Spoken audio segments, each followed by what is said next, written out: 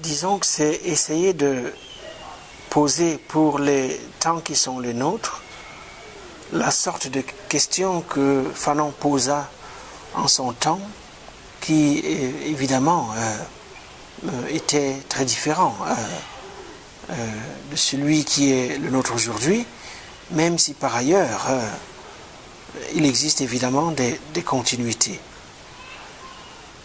L'objet du livre consistait à s'interroger sur ce que j'appelle la relation d'inimitié, qui est une expression qui est en elle-même un paradoxe.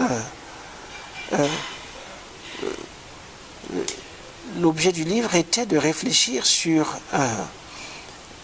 la sorte d'obsession de l'ennemi qui est devenue une partie structurante de notre époque et des manières de penser, de vivre, de s'organiser, de réguler, je dirais, les rapports internationaux. Et donc, il fallait, dans cette démarche, s'interroger justement sur ce qui reste de la démocratie ou de la forme démocratique à une époque où la question de la décision à la Schmitt semble avoir pris le dessus sur toute autre question possible.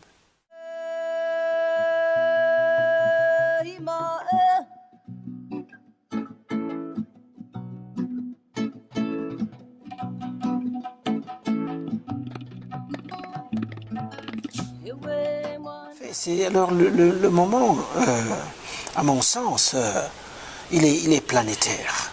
C'est-à-dire que notre condition contemporaine est une condition mondiale, une condition planétaire. Pour en comprendre les ressorts, il est absolument nécessaire de retourner un peu dans l'histoire. Et pour ce qui nous concerne, c'est une histoire dont le cours change dramatiquement à partir du moment où l'Europe choisit de sortir d'elle-même et d'aller à la rencontre des mondes extérieurs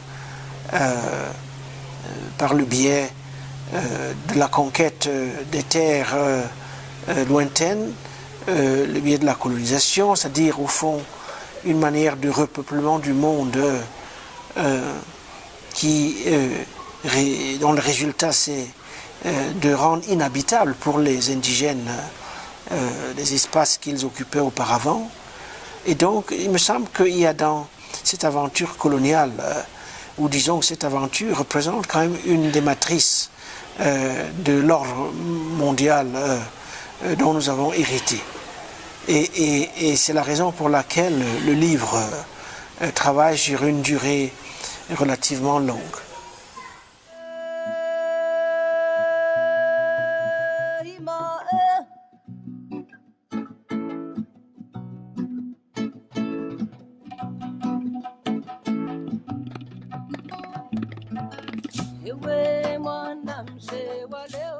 Disons, peut-être pas anéantissement, mais enfin, expropriation à la fois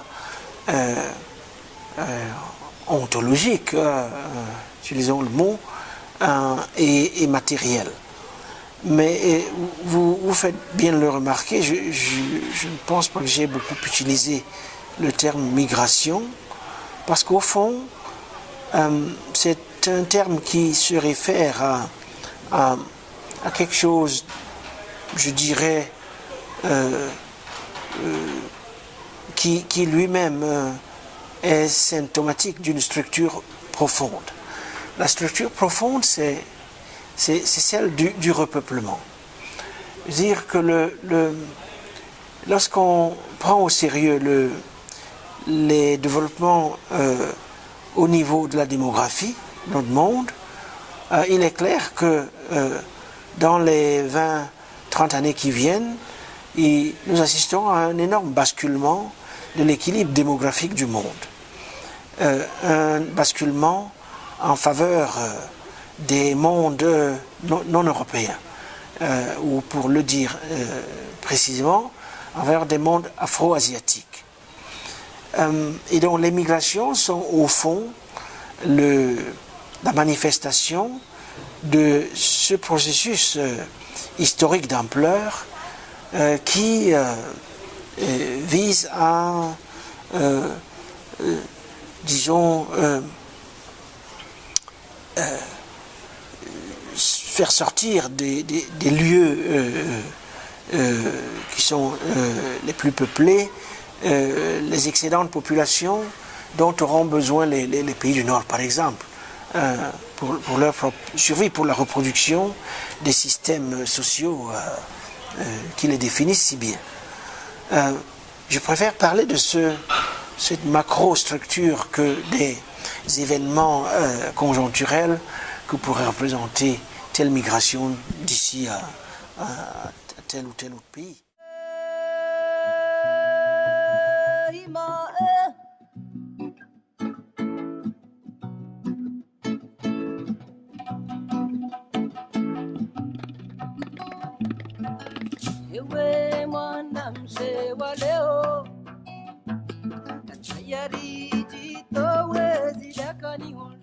La frontière dans l'histoire de l'Afrique était quelque chose de fondamentalement instable. Il y avait au fond très peu de frontières qui étaient statiques. Le principe de la frontière était d'être mouvant.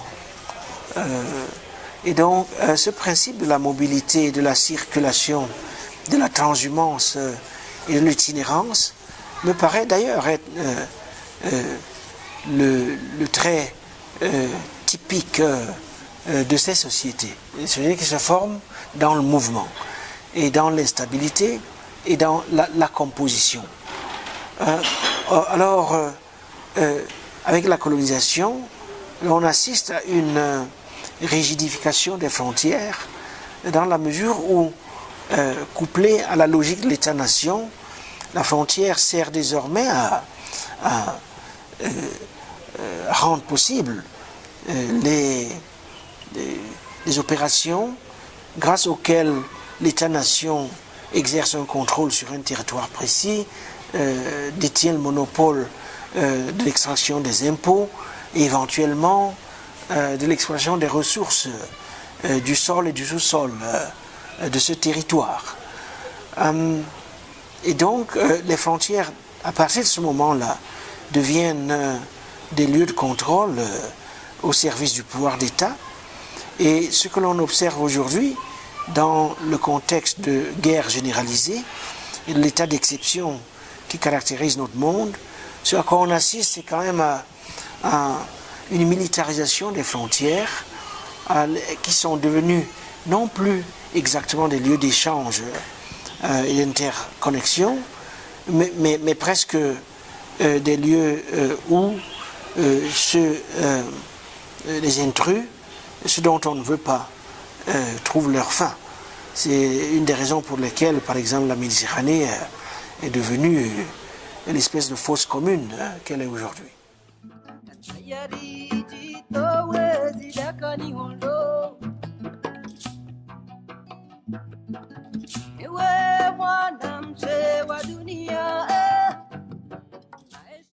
Mais ça a toujours été le mythe de l'État-nation en particulier. C'était le cas à l'époque de la colonisation. L'État colonial vivait dans l'obsession selon laquelle les indigènes étaient pratiquement inapprivoisables. Et que donc pour les apprivoiser, en extraire du travail de la valeur des impôts et les soumettre à une discipline rentable qu'il fallait, disons, les contenir dans des frontières étanches. Or, comme je viens de le souligner, une étude de l'histoire des sociétés africaines et des cultures africaines sur la longue durée indique très clairement qu'on a ici affaire à des sociétés qui se construisent dans le mouvement. Et lorsque je dis le mouvement, il s'agit d'un mouvement absolument matériel, spatial. Ce sont des sociétés qui se construisent à partir de procédures d'extension. Il y a des raisons pour lesquelles tel fut le mode dominant de construction du pouvoir, de l'économie, des marchés, des religions dans la région du Sahel en particulier, mais ceci vaut pour le reste du continent. Une des raisons, c'est que la disproportion entre les espaces disponibles et les taux de population. L'Afrique est un continent, une masse spatiale absolument colossale qui, pour le moment, est objectivement sous l'histoire, a rendu extrêmement compliquée la tâche de tous les dominants, qui est celle d'extraire du travail, de leur dominer au travail, et d'en extraire une plus-value.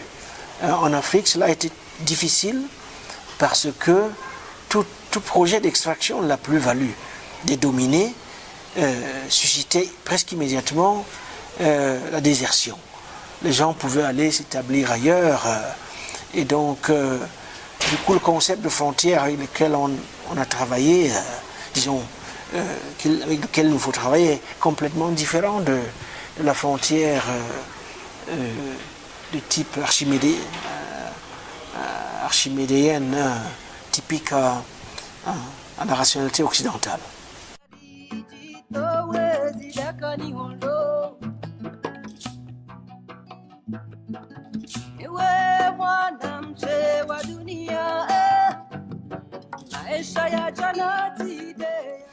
Il nous faut repenser au moins trois ou quatre choses. Il nous faut repenser le modèle des frontières hérité de la colonisation.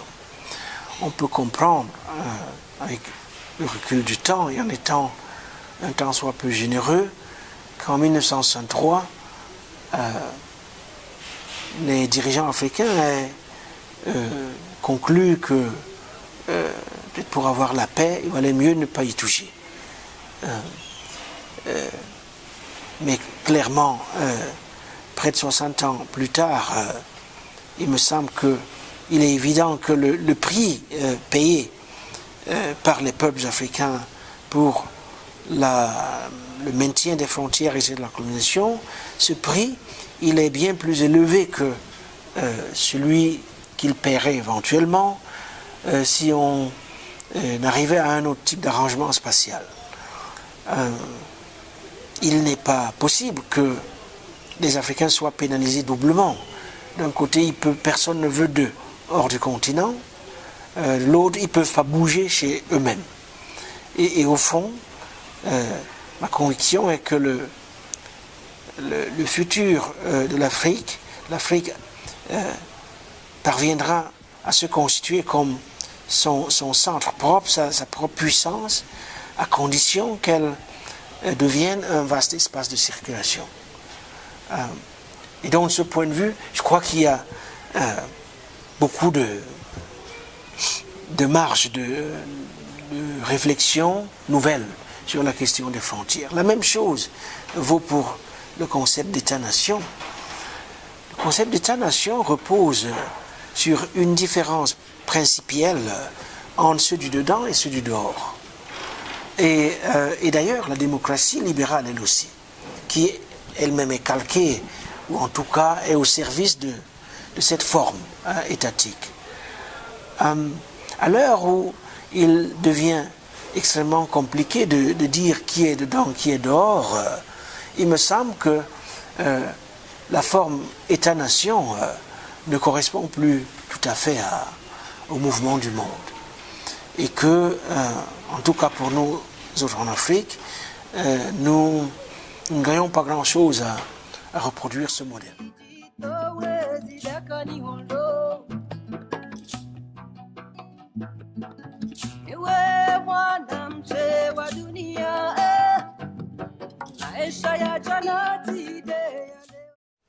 Mais on peut imaginer un tas de scénarios.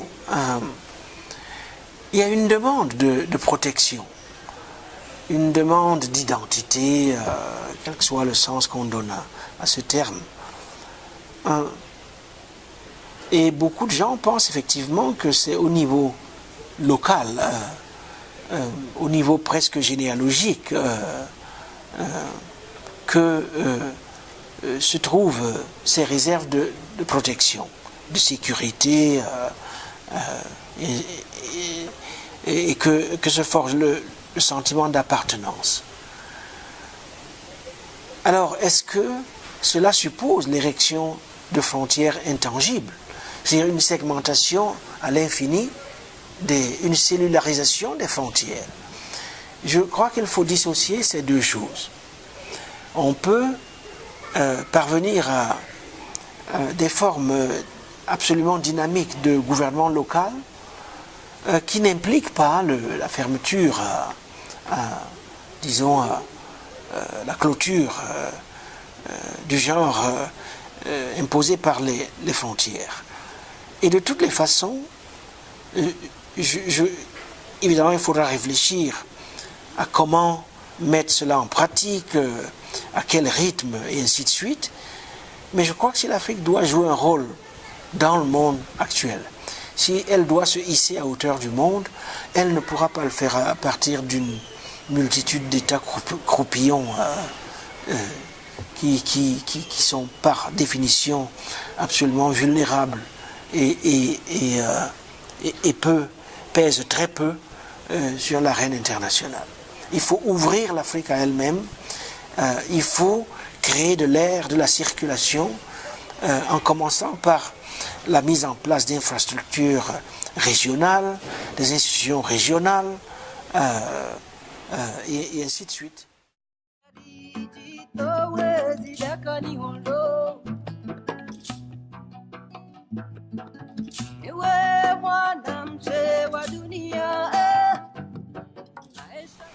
Disons, c'est une question extrêmement complexe qu'il faudrait examiner à plusieurs niveaux.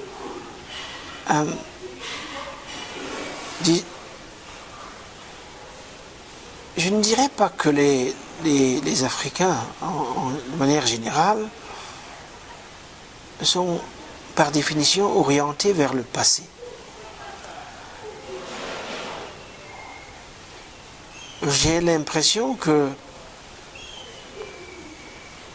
il y a des cas où la constitution du temps emprunte à des paramètres multiples.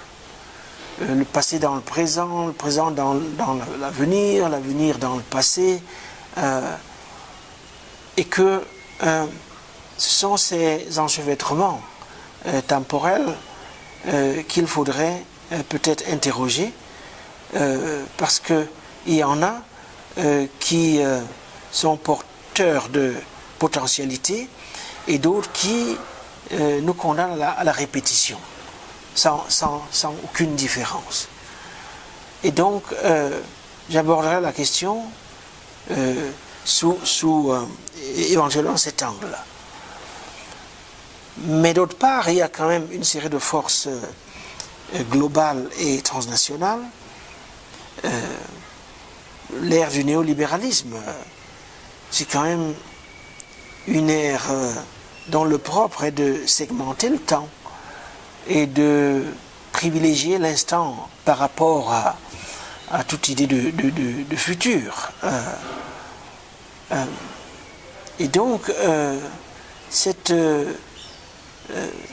domination d'une perspective instantanéiste du temps, qui est promue par à la fois le système économique mondial sous sa forme néolibérale, mais aussi l'ensemble des nouvelles technologies et des nouveaux médias qui structurent notre existence, tout cela a un impact, j'imagine, sur les conceptions contemporaines du temps en Afrique. Mais c'est une question extrêmement compliquée qui exige une analyse peut-être un peu plus raffinée.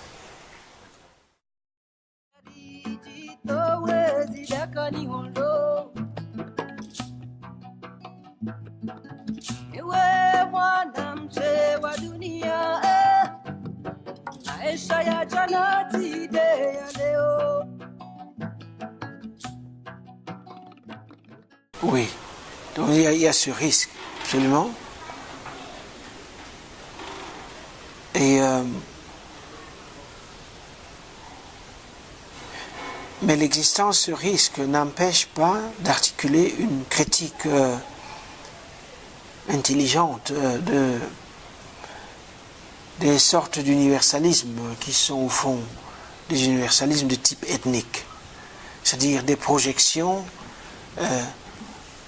sur l'ensemble du globe ou de la planète, de conception du monde et de la vie qui, au fond, ne sont pas partagées par tous. Je crois qu'il y a moyen d'imaginer un monde commun qui est commun précisément parce que il laisse la porte ouverte, où il est accueillant pour l'ensemble des inventions humaines, que ce soit dans le domaine de la culture, dans le domaine du droit, dans le domaine des objets techniques et matériels, et ainsi de suite. Il me semble que cette question du commun et de l'en commun, cette perspective est peut-être de nature plus fructueuse que les idées souvent plutôt abstraites d'universel ou d'universalisme.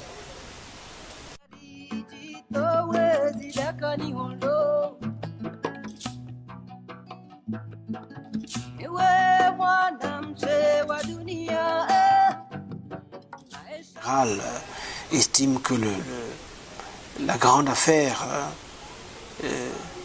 c'est on est rentré dans une phase de l'histoire de l'humanité qui est tout à fait semblable à l'état de nature, où c'est chacun pour soi, et où la relation primordiale avec l'autre est une relation par définition d'hostilité. L'ennemi, dans ce cas, est l'islam dit radical. Ce qui nous menace dans notre chair et dans notre existence, sont les étrangers, les migrants, les intrus. La base de la citoyenneté, c'est l'appartenance commune à une histoire supposée commune, et dans laquelle sont exclus ceux qui ne sont pas comme nous, et dont l'idée est que l'époque est dominée par un énorme différend autour de la question de savoir qui sont nos semblables, qui sont nos parents, et qui n'appartiennent pas à cette catégorie. Quels sont ceux qui sont exclus de ces catégories. L'idée est également que les sociétés d'Occident subiraient une espèce de guerre aveugle menée contre leurs principes, les principes qui régissent leur existence, que le conflit qui nous oppose aux autres est existentiel. On ne peut pas, il n'y a pas de place pour la négociation, il n'y a de place que pour l'éradication des ennemis.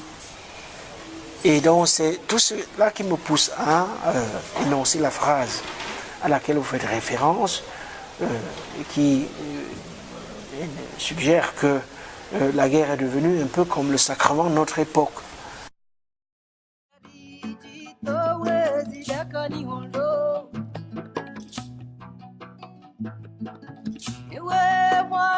Je crois que c'est probablement l'une des questions les plus graves de notre époque.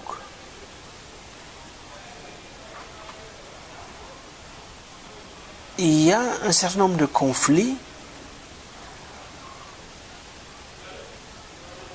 menés au nom de toutes sortes d'idéologies qui, dans leur principe même, rendent toute négociation pratiquement impossible. C'est-à-dire que ce sont des conflits porteurs de demandes que l'on ne peut pas, auxquelles il est extrêmement difficile d'accéder. Disons des demandes qu'il est extrêmement difficile d'honorer. Appelons-les des demandes impossibles. Et ce à quoi on assiste depuis, je dirais, le dernier quart du XXe siècle, c'est la prolifération de ces sortes de conflits animés par des demandes impossibles. Parce que honorer ces demandes impliquerait soit une capitulation totale, sans réserve, ou une renonciation radicale à un certain nombre de choses que l'on avait considérées jusqu'à présent comme indispensables pour construire et développer des sociétés humaines. C'est-à-dire des sociétés dans lesquelles je peux reconnaître dans le visage d'autrui mon propre visage. Des sociétés où le soin, la politique du soin l'emporte sur la politique, sur la volonté de tuer. Et donc, si tel est le cas, il apparaît dès lors que la sorte de socle moral à partir duquel on réglait jusque-là des conflits meurtriers, ce socle moral, il n'est plus adapté à cette nouvelle forme de l'hostilité. Et que, par conséquent,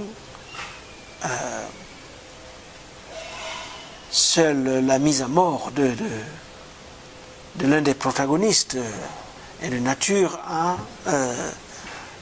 réouvrir, disons, ce type de possibilité. C'est une conclusion très pessimiste, difficile à contempler, mais je crois que donner la mort dans l'histoire de la démocratie a été, disons, un élément qui a conditionné la survie de cette démocratie. Qu'à un moment donné, la démocratie doit donner la mort, dans quelles conditions, avec quelles restrictions, pour quel but. Voilà des questions, disons, que toute formation démocratique doit répondre, auxquelles elle doit répondre pour elle-même.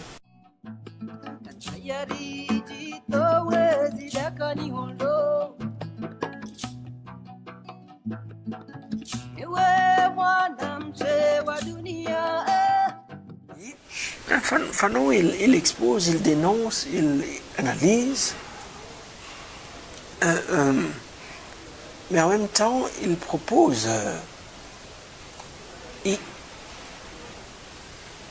propose une thérapie. Et en fait, il est un médecin.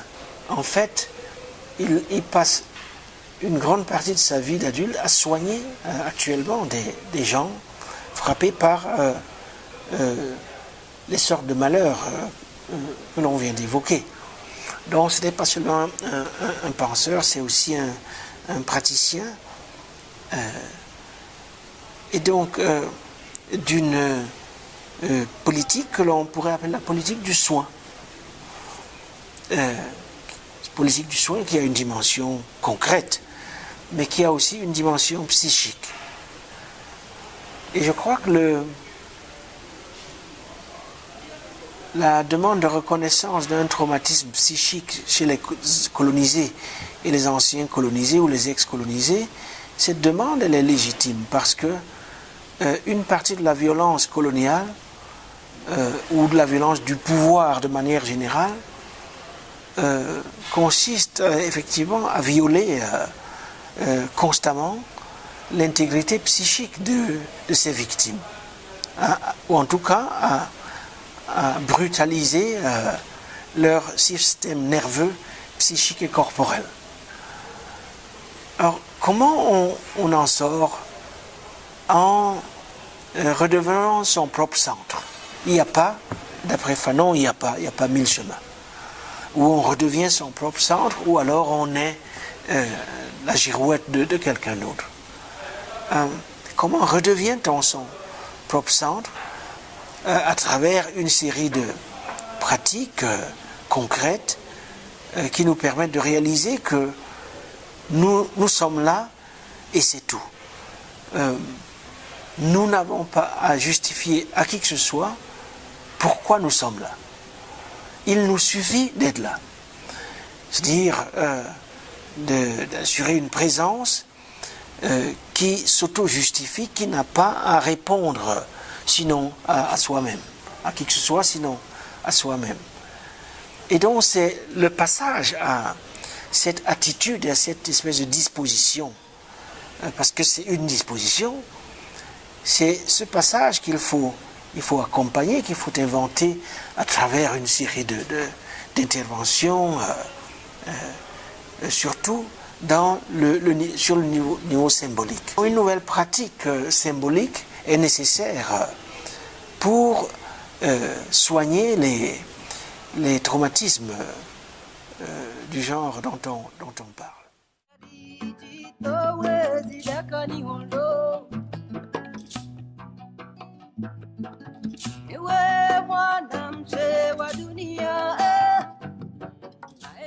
Mais justement, non. En fait, le passant n'est pas une catégorie élitaire, pas du tout. Vous prenez, je n'ai plus les chiffres, j'ai pas les chiffres en tête, le nombre de réfugiés en Afrique s'élève à quelques centaines de milliers, sinon à quelques millions. Les réfugiés, ce sont des gens qui sont en route vers une destination qui n'est jamais certaine, ouverte à l'incertitude. Dans notre histoire, au fond, comme je le suggérais au début, la spécificité a été de négocier avec les longues distances. Nous sommes des cultures de la longue distance, des flux qui viennent de l'extérieur, qu'il faut domestiquer, qu'il faut capter, qu'il faut réorienter, reprojeter vers nos propres objectifs, mais aussi des dizaines de millions de gens qui ont été exportés, par exemple, à la faveur de la traite des esclaves. Et donc, cette histoire d'arrachement permanent, perpétuel, arrachement à une origine, voilà un des traits constitutifs de nos identités. Et ce n'est pas une affaire d'élites qui prennent l'avion et qui passent des nuits dans des hôtels et se font servir par des domestiques. C'est la condition même de la plupart des gens ordinaires chez nous. Que ce soit dans les villes, sur des petites distances, ou à travers l'économie informelle, où les gens passent leur journée à marcher, à aller récupérer des objets recyclables, comme je le vois à Johannesburg, des kilomètres par jour, passer d'un endroit à l'autre. Mais aussi, c'est aussi quelque chose d'assez fondamental, en tout cas de mon point de vue, Parce qu'au fond, qui sommes-nous? Nous sommes des gens qui n'ont pas choisi de naître. Cette décision ne nous appartient pas. C'est quelqu'un d'autre, quelques autres personnes qui ont pris cette décision. Nous ne choisissons pas nos parents, nous ne choisissons pas le lieu de notre naissance. Nous pouvons peut-être, mais nous pouvons choisir notre mort et encore. Et de toutes les manières, nous ne sommes là que de façon transitoire. C'est-à-dire que le propre de l'homme, c'est de passer.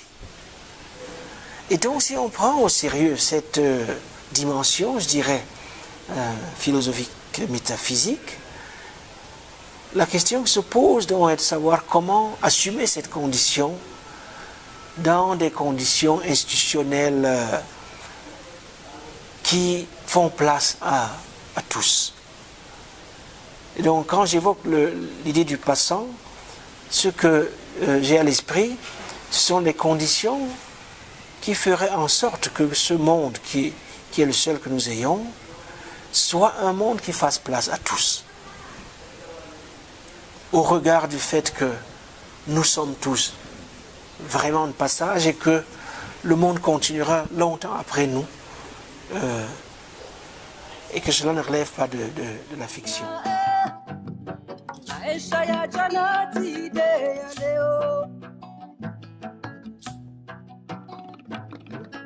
Ewe mwana mzee wa leo, mbache unagona kechosa holo. Ewe mwana mzee wa dunia, azizo fanyangizo.